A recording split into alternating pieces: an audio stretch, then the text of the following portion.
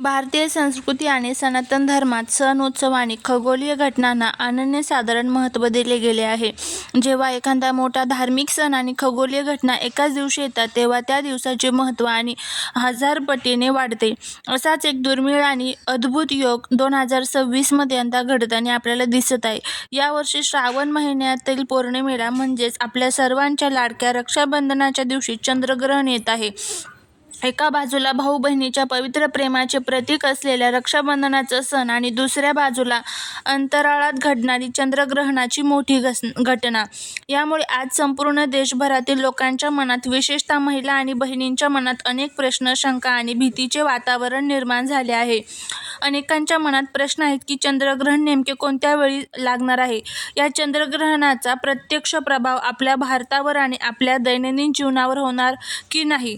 ग्रहण काळात सूतक काळ आणि वेद पाळावेत की नाही? सर्वात महत्त्वाचं म्हणजे अशा विशेष योगावर भावाला राखी बांधताना बहिणींनी कोणते धार्मिक नियम पाळले पाहिजेत, काय करावे, काय कटाक्षाने टाळावे आणि सर्वात गंभीर विषय म्हणजे या दिवशी अजाणतेपणाने होणाऱ्या अशा 5 मोठ्या चुका, ज्या जर आपण केल्या तर आपल्या कुटुंबावर, भावाच्या आरोग्यावर आणि प्रगतीवर मोठा नकारात्मक प्रभाव पडू शकतो. आजच्या या विशेष व्हिडिओमध्ये आपण पौराणिक कथा, शास्त्रोक्त नियम, ज्योतिषशास्त्रीय दृष्टिकोन आणि खगोलशास्त्रीय तथ्य या सर्वांचा सखोल अभ्यास करून या सर्वांची प्रश्नांची उत्तरे अतिशय साध्या आणि सोप्या भाषेत समजून घेणार आहोत.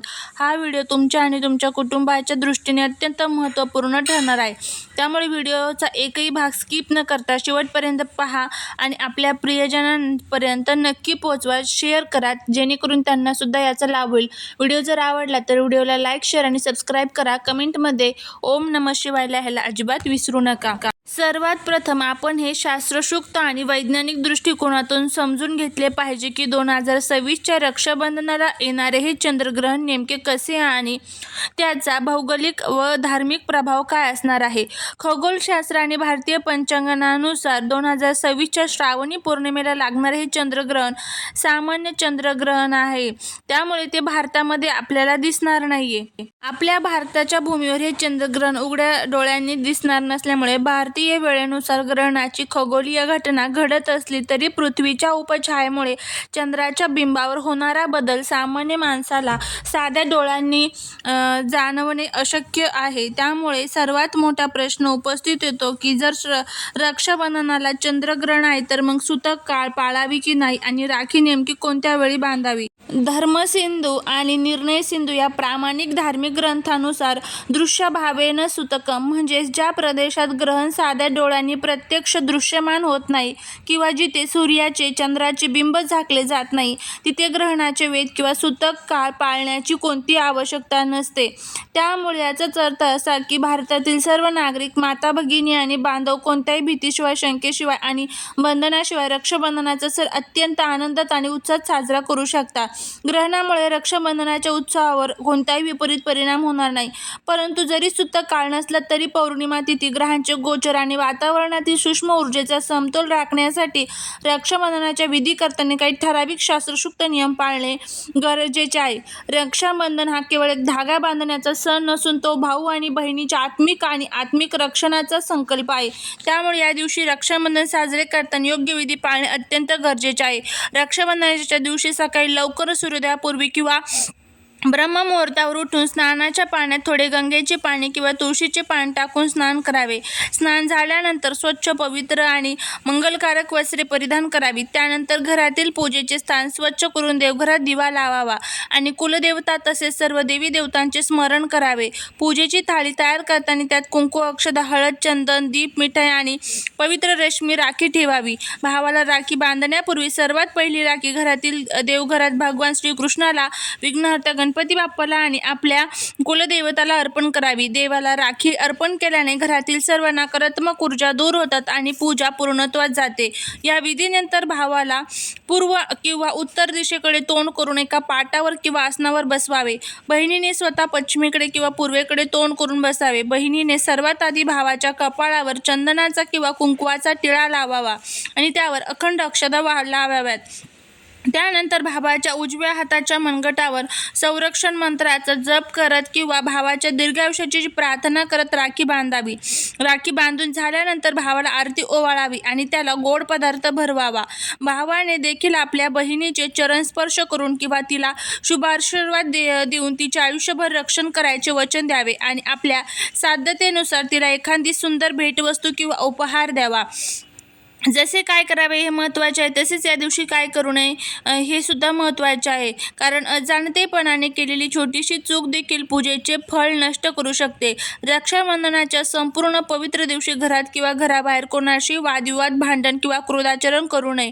विशेषतः भाऊ आणि बहिणींनी या दिवशी एकमेकांशी मोठ्या आवाजात बोलणे किंवा मतभेद व्यक्त करणे टाळावे. घरातील वातावरण अत्यंत प्रसन्न, पवित्र आणि आनंदी राहील याची दक्षता घ्यावी. या दिवशी घरामध्ये किंवा जेवणात कांदा, लसूण, मद्य, मांसाहार यासारख्या तामसिक पदार्थ अजिबात वापरू नये.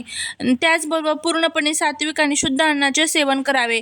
राखी बांधताना कधीही अशुद्ध किंवा अंघोळ न करता पूजा करू नये. भावाच्या डाव्या हातावर विसरूनही राखी बांधू नये, कारण सनातन धर्मात उजवा हातच सर्व शुभ आणि धार्मिक कार्यासाठी अधिकृत मानला गेला आहे. तसेच या दिवशी घरातील वृद्ध, माता, पिता किंवा कोणताही स्त्रीचा अनादर करता कामा नये. कोणालाही दुखावणारे शब्द बोलू नयेत. रक्षाबंधनाच्या दिवशी कोणालाही जुने, फाटलेले किंवा वापरलेले कपडे भेट म्हणून देऊ नयेत. जर तुम्ही या लहान सहान गोष्टींची काळजी घेतली तर तुमच्या घरात सदैव लक्ष्मीचा वास राहील आणि कौटुंबिक सौख्य लाभेल. आता आपण वळूया या व्हिडिओच्या सर्वात महत्त्वाच्या आणि संवेदनशील भागाकडे. जरी या चंद्रग्रहणाचा सूतक काळ भारतात मानला जात नसला तरी रक्षाबंधनासारख्या महापवित्र दिवशी या 5 मोठ्या चुका करणे तुमच्यासाठी आणि तुमच्या भावासाठी अत्यंत घातक ठरू शकतात. या चुका कोणत्या आहेत ते आपण बघूया. त्यामध्ये पहिली जी मोठी चूक आहे ती म्हणजे भद्रा काळात राखी बांधणे. धर्मशास्त्रात भद्रा काळ अत्यंत अशुभ आणि वर्ज्य मानला गेला आहे. पौराणिक कथेनुसार भद्रा ही सूर्यदेवाची कन्या आणि शनिदेवाची बहीण आहे. भद्राचा स्वभाव अत्यंत क्रूर आणि विनाशकारी मानला जातो. असे म्हटले जाते की लंकापती रावणाची बहीण शूर्पणखा हिने रावणाला भद्रा काळातच रक्षासूत्र बांधले होते आणि एका वर्षाच्या आतच रावणाचा आणि त्याच्या संपूर्ण कुळाचा विनाश झाला होता. म्हणूनच शास्त्रात स्पष्ट सांगण्यात आले की भद्रा या द्वे न कर्तव्ये श्रावणी फाल्गुनी तथा, अर्थात भद्रा काळात श्रावणी आणि फाल्गुनी हे 2 विधी कधीही करू नयेत. जर भद्रा काळात राखी बांधली तर भावाच्या आयुष्यात गंभीर संकटे, आजारपण आणि अनेक संकटे येऊ शकतात. दुसरी चूक म्हणजे खंडित, तुटलेल्या किंवा प्लॅस्टिकची राखी बांधणे. तर बघा, आजकाल बाजारात विविध प्रकारच्या आकर्षक आणि डिझायनर राख्या उपलब्ध असतात, परंतु राखी खरेदी करताना आणि बांधताना त्यात काळजी घेतली पाहिजे. कधीही तुटलेली, धागा उखडलेली, खंडित झालेली किंवा प्लॅस्टिकपासून बनवलेली राखी वापरू नये. प्लॅस्टिक हे अशुद्ध मानले जाते आणि खंडित वस्तू नकारात्मक ऊर्जेला आकर्षित करतात. तिसरी चूक म्हणजे या दिवशी काळ्या रंगाची किंवा अशुभ चिन्हे असणारी राखी बांधणे. अनेकदा तरुण पिढी फॅशन म्हणून किंवा स्टायलिश दिसण्यासाठी काळ्या रंगाचे धागे किंवा काळ्या रंगाची डिझाईन असलेल्या राख्या पसंत करतात, परंतु शास्त्रात काळा रंग हा कोणत्याही शुभ, धार्मिक किंवा मंगल कार्यासाठी अत्यंत वर्ज्य मानला गेला आहे. काळा रंग हा राहू, केतू आणि शनीच्या नकारात्मक ऊर्जेचे प्रतीक मानला जातो. काळ्या रंगाची राखी भावाच्या मनगटावर बांधलेले त्याच्या आरोग्यावर विपरीत परिणाम होऊ शकतात. चौथी चूक म्हणजे अक्षता नसणे किंवा तुटलेले तांदूळ वापरणे.